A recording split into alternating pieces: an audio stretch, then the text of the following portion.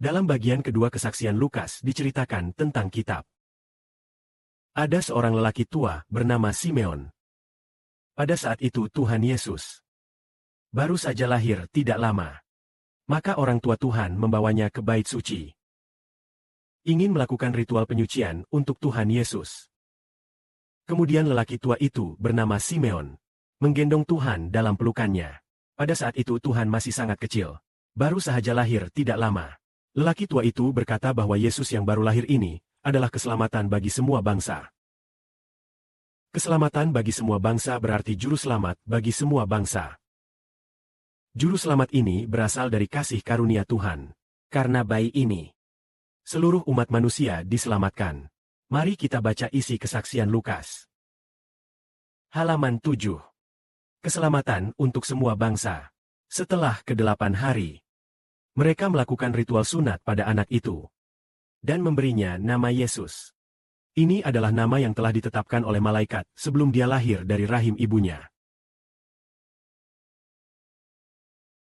Mereka mengikuti hukum Musa. Saat hari penyucian selesai, mereka membawa anak itu ke Yerusalem, menyembah dan mempersembahkan kepada Tuhan, seperti yang diatur dalam hukum Tuhan.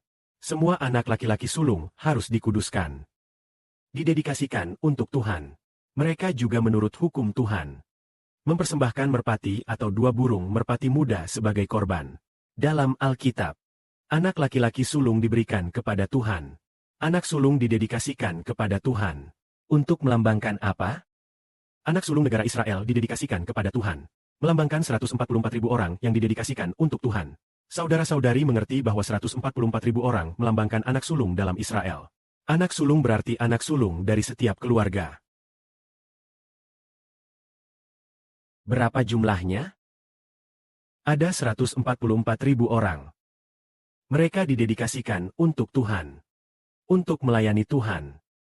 Anak sulung didedikasikan untuk Tuhan. Dalam pandangan Tuhan itu sangat berharga. Tuhan Kristus, tentu dari sudut pandang anak Maria. Dia adalah anak Maria dan Yusuf. Tetapi sebenarnya Tuhan adalah anak Allah. Jadi, apakah Tuhan Kristus adalah anak sulung dalam Israel? Apakah Tuhan Kristus termasuk anak sulung dalam Israel? Ya, Israel terdiri dari banyak keluarga. Anak sulung dalam Israel adalah Tuhan Kristus. Jadi siapa anak lain dalam Israel? Siapa yang menebus anak-anak Israel yang lain? Ditebus oleh saudara 11 ber. Mari lihat apakah dia mengerti. Saudari Zhao Huan. Ya, 144.000 orang termasuk orang Israel. Israel yang kudus dalam Israel. Termasuk sebagian Israel Timur Tengah. Serta sebagian dari semua bangsa. Jumlahnya 144.000 orang. Apakah 144.000 itu anak sulung Israel yang didedikasikan kepada Tuhan? Ya. Betul. Jawaban benar. Jadi anak sulung yang didedikasikan untuk Tuhan artinya 144.000 anak sulung keturunan saudara Saulus yang dipersembahkan kepada Tuhan. Saudara-saudari berkata, sebenarnya harusnya hanya satu anak sulung. Mengapa bisa ada 144.000 orang yang begitu banyak? Israel adalah keturunan saudara Saulus. Kamu bisa saja mendedikasikan anak sulung kepada Tuhan saja. Mengapa kamu mendedikasikan begitu banyak orang? Dalam pandangan Bapa Surgawi, 144.000 orang ini sama dengan satu orang. Ya, setara satu orang.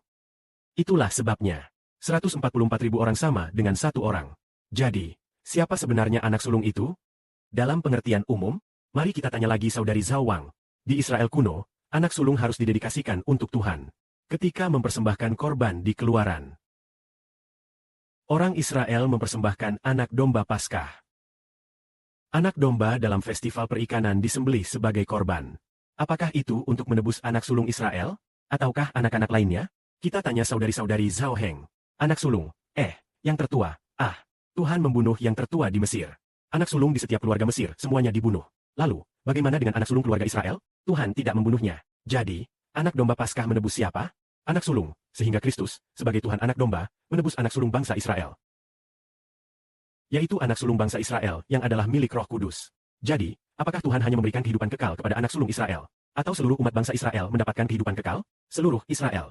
Jawaban benar. Seluruh bangsa Israel mendapatkan kehidupan kekal. Maka, siapa yang menebus semua orang selain anak sulung? Seba, Jawaban benar. Anak sulung telah dimasak. Ya, anak sulung di setiap rumah dalam bangsa Israel sudah dimasak. Lalu, bagaimana dengan anak-anak lain dari Israel? Mereka telah ditebus. Maksudnya, saudara seiman di antara orang Israel. Dengan kata lain, Israel telah menebus mereka. Yang ditebus itu oleh Tuhan Israel. Itu milik Tuhan. Lalu, karena saudara seiman, mereka pun kembali mendapatkan nama Tuhan. Meskipun telah diberikan kepada Tuhan, pada akhirnya tetap diberikan kepada saudara Seba. Itulah sebabnya. Hanya saja, meskipun anak sulung diberikan kepada saudara Seba, tugasnya adalah untuk melayani Tuhan dan penguasa. Inilah rahasia MU yang dikembalikan dengan kemuliaan kepada Tuhan yang diberkati. Amin.